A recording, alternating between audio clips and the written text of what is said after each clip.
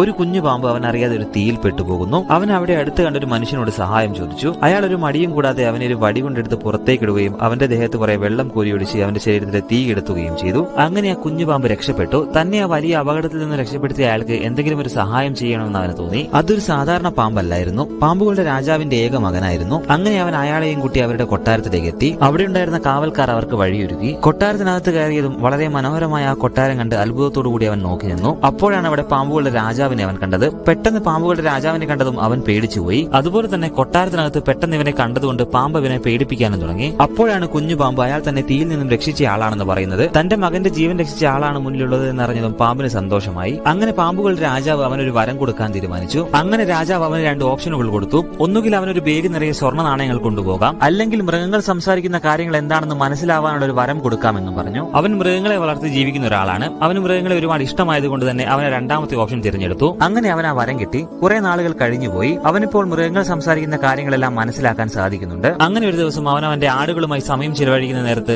മരത്തിന്റെ മുകളിൽ നിന്നും 2 കിളികൾ ഒരു മരത്തിന്റെ അടിയിൽ സ്വർണ്ണമുണ്ടെന്ന് പറയുന്നത് കേട്ടു. അത് പ്രകൃതി തനിക്ക് തന്ന അനുഗ്രഹമായിരിക്കുമെന്ന് കരുതി അവൻ ആ മരത്തിന്റെ അടിയിൽ നോക്കാൻ തീരുമാനിച്ചു. അങ്ങനെ അവൻ അവന്റെ ആടുകളെല്ലാം പെട്ടെന്ന് തന്നെ കൂട്ടിലാക്കി അന്ന് രാത്രി തന്നെ ആ മരം മുറിക്കാൻ ആരംഭിച്ചു. അങ്ങനെ ഒരുപാട് നേരത്തെ കഠിനാധ്വാനത്തിന് ശേഷം അവനൊരു പെട്ടി നിറയെ സ്വർണ്ണ നാണയങ്ങൾ കിട്ടി. അതുകൊണ്ട് അവൻ വലിയൊരു വീടുണ്ടാക്കുകയും കല്യാണം കഴിച്ച് സുഖമായി ജീവിക്കാനും തുടങ്ങി.